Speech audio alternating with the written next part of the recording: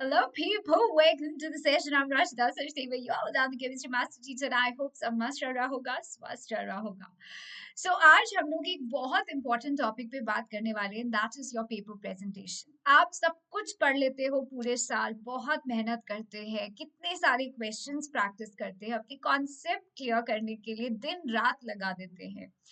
But जब बारी आती है आंसर्स लिखने की, जब बारी आती है बोर्ड पेपर लिखने की, वहां पे आप लोग थोड़ा सा गड़बड़ कर जाते हैं और हमें बाद में ये रियलाइज होता है कि यार हमने सब कुछ तो लिखा था फिर भी मार्क्स कट गए.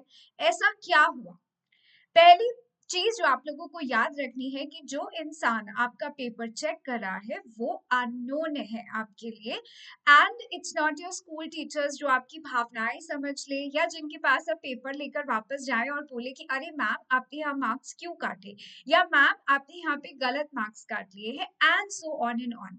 सो बेसिकली आपकी भावनाएं समझने वाला वहां कोई नहीं होगा. The only thing that your examiner will going to understand कि आप जो पेपर में लिख रहे हैं. So paper presentation matters a lot. सारी मेहनत करने के बाद जो लास्ट चीज है which can make or break everything in your paper is your presentation. So आज हम उसी के बारे में ही बात करने आए हैं. How to write your answers, कैसे presentation आप लोगों को लिखना है. That is something which is a key to get full marks. आप लोग ने पूरी तैयारी कर ली लेकिन फुल मार्क्स के लिए प्रेजेंटेशन बहुत तोड़ होना चाहिए भाई.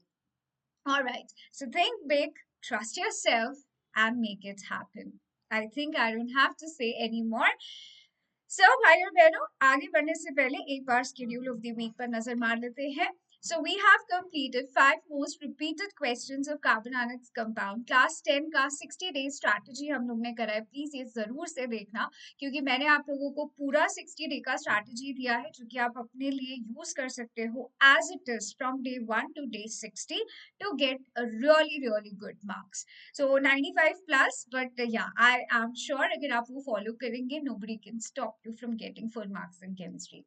और रिएक्शंस इन वन गो. अगर आपको लास्ट में एग्जाम से पहले सारे रिएक्शंस एक साथ देखने हैं क्योंकि विजुअली अगर आप कोई चीज देख लेते हो तो आपको ज्यादा देर तक याद रहती है. So just keep that video safe with you as well. Top 10 SCQ short answer questions. Again मैंने यहाँ पे भी आंसर के प्रेजेंटेशन और कैसे कीवर्ड्स को आपको अंडरलाइन करके चलना है. I have discussed that as well. Along with it, practice paper for pre-boards, which is again the super important part. We did, and then top 5 repeated differences, which is again differences is very scoring. आपको सीधा सीधा marks आते हैं, straight away answer, कुछ घुमा के नहीं देते. तो जितने भी डिफरेंसेस है उनको जरूर से अच्छे से करके जाएं कि यहाँ पर एक भी मार्क्स कटने की गुंजाइश नहीं होनी चाहिए आप लोगों की.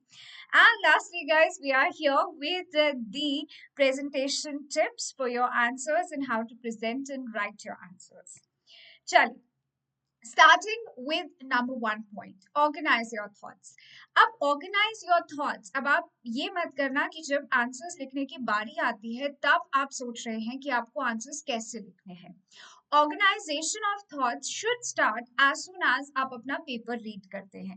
So according to the board's rules, आप लोगों को 15 मिनट दिए जाते हैं क्वेश्चन पेपर को रीड करने के लिए. Now once you read the paper, आप लोग साथ के साथ एक फ्रेमिंग करते जाओ कि अगर मैंने ये क्वेश्चन अटेम्प्ट करा तो मैं इसके आंसर में क्या क्या पॉइंट्स फ्रेम करूंगी. What are the keywords that I will try to mention in that question? So basically आपको अपने आंसर को प्लान करना है पहले before you start writing it, right? This is something which is important. Jot down key points. देखो वैसे आप लोगों को क्वेश्चन पेपर में लिखना अलाउड नहीं होता है, but with pencil आप थोड़ा बहुत एक आइडिया अपने लिए वहां पर साइड में लिख कर रख सकते हैं. But mostly they will not let you right anything on the paper. But तुम्हारे दिमाग में ये सब चलते रहना चाहिए कि हमें आंसर्स को क्या कैसे फ्रेम करना है. Secondly, answer the question directly. Now कई बार हम लोग भावनाओं में बह जाते हैं. 2 मार्क के क्वेश्चन में अगर हमें बहुत ज्यादा पता होता है तो हम सब कुछ लिखने की कोशिश करते हैं, but that's not a right thing to do. क्योंकि आप लोगों के पास ऑलरेडी टाइम कंस्ट्रेंट होता है, you have lot of things to attempt. Bio के अंदर डायग्राम्स भी आ जाते हैं, कभी कभार केमिस्ट्री में भी डायग्राम, जैसे कि इलेक्ट्रोलाइटिक रिडक्शन, ये सब बनाने को भी आता है। So these kind of questions do take lot of time of yours. Physics के अंदर भी आपको कभी डायग्राम्स बनाने की जरूरत पड़ती है, तो प्लीज अपना टाइम वेस्ट ना करें बाय अननेसेसरी राइटिंग पॉइंट्स जो कि नहीं पूछे गए हैं। सो टू द पॉइंट आंसर दो, जितना पूछा जाए उतना ही आंसर देना सही होता है। And one more thing I would like to add up here कि आप लोग जब भी आंसर्स लिखते हैं कृपया करके उनको पॉइंट्स में लिखिए। पैराग्राफ्स पढ़ने का टाइम किसी के पास नहीं होता है, और अगर आपका एग्जामिनर पैराग्राफ्स के अंदर उलझ जाता है, उतना प्रोपोर्शनल हो जाता है आपके मार्क्स कटना। So please write to the point answer, और पॉइंटर्स में क्लीन इंफॉर्मेशन दो। प्लीज ज्यादा वहां पे भसड़ मत मचाना। नाउ अंडरलाइन कीवर्ड्स, अगर आप मेरे सेशन देखते हो तो मैं हर बार इस पॉइंट को नोट करवाती हूँ आप लोगों को, please highlight keywords, please underline keywords, और इसको पेंसिल से ही करें, पेन से ना करें। अब हाइलाइटिंग या अंडरलाइनिंग कीवर्ड्स आपको आंसर्स लिखते टाइम करने की जरूरत नहीं होती है। Please do not break your flow जब भी आप अपने आंसर्स लिख रहे हैं। तो once you have written all the answers, अब आपकी रिवीजन की जब बारी आती है तब आप लोग कीवर्ड्स को अंडरलाइन करेंगे। तो इससे आप दो काम एक साथ करें, एक तीर से दो निशाने। कैसे? जब आपका पेपर कंप्लीट हो चुका है, रिवीजन के साथ साथ आप जब एक एक लाइन पढ़ रहे हो, बीच बीच में अंडरलाइन करते जाओ। इससे आप लोगों को गलतियां मिलने के चांसेस भी ज्यादा होते हैं। अलोंग विद दैट, अगर आपने कोई पॉइंट मिस कर दिया है तो वो भी जल्दी पकड़ में आ जाता है। So for that you have to manage your time, जिससे कि आपके पास लास्ट में टाइम बचे for revision. Along with that, अगर आपको कोई पॉइंट ऐड करना है तो उसके लिए भी आपके लिखने के लिए टाइम बचना चाहिए। So boss, time management starting से करके चलेंगे। उसके लिए आपको क्या करना है, I will add up that point here. So अगर आप लोगों को प्रॉपर टाइम मैनेजमेंट करना है तो स्टार्टिंग से आप लोग अपनी हैंडराइटिंग की स्पीड बढ़ाकर चलेंगे, क्योंकि ज्यादातर क्या हम लोग करते हैं कि स्टार्टिंग का पेपर बड़ा सुंदर सुंदर लिखने के चक्कर में हम लोग की स्पीड बहुत कम होती है, और थोड़ी ही देर बाद हमें रियलाइज होने लगता है कि बस टाइम तो जा रहा है और हमारा काफी सारा लिखने को बचा है। एट दैट पॉइंट आप इतना रश करते हो कि यू स्टार्ट मेकिंग मिस्टेक्स। आप लोग जल्दबाजी के अंदर चीजें मिस कर जाते हैं, मिस राइट कर जाते हैं कुछ बहुत सारे ऐसे words, technical terms, so which is a common thing among students. और यही चीजों से आप लोगों को बचना है, और ये बचने का एक ही तरीका है, keep practising, mock papers practice करो। All right. So please emphasize on important points. Highlight them. Highlighters का हम लोग use नहीं करते हैं. Only blue pen is allowed. No black, no red, no green, no colored pens are allowed. Please अपनी copy को सजा के आने की कोशिश भी मत करना. Just blue pen. That's it. Diagrams को पेंसिल से बनाएंगे, लेबलिंग आप पेन से भी कर सकते हैं। Underlining your keywords only using pencil. Balance, अगर रिएक्शन को लिखना है तो आप पेन से लिखेंगे, रिएक्शन को आप लोग पेंसिल से कतई ही नहीं लिख कर आएंगे। Alright, moving on to next point, use bullet points in subheadings. Bullet points या फिर 1 2 3, please mention your answers in points, या फिर यस बुलेट पॉइंट्स का भी आप लोग यूज कर सकते हैं। सब हेडिंग लिखेंगे तो क्लैरिटी और बढ़ जाएगी, depending upon answer to answer, depending from subject to subject. So इससे आपके एग्जामिनर के लिए आपका रिस्पॉन्स फॉलो अप करना बहुत आसान होता है। So let me tell you this very very frankly, जितना कम टाइम एग्जामिनर आपके पेपर में बिताते हैं उतने ही ज्यादा मार्क्स आपके होते हैं। कम टाइम का मतलब ये नहीं है कि तुम कुछ लिख के ही ना हो, कम टाइम का मतलब ये है जितना आसानी से वो आपके रिस्पॉन्सेस को पढ़ ले, जितनी आसानी से वो आपके कीवर्ड्स को ढूंढ के मार्क कर ले, उतना ही प्रोबेबिलिटी आपके मार्क्स बढ़ने की होती है। So try to make it very very crisp and clear whatever you are writing. समझ ला? Give me a thumbs up in chat box. I hope the session will be helpful for you. All right, moving on to further important points. Answer optional questions. जब भी आप लोग optional questions उठाते हैं तो आप लोगों को सबसे पहले 2 मिनट बैठ के ये सोच लेना है कि कौन से आंसर में या कौन से क्वेश्चन में मैं ज्यादा मार्क्स गेन कर सकती हूँ या कर सकता हूँ, ये एनालाइज आपको वहां पर करना पड़ेगा खुद से।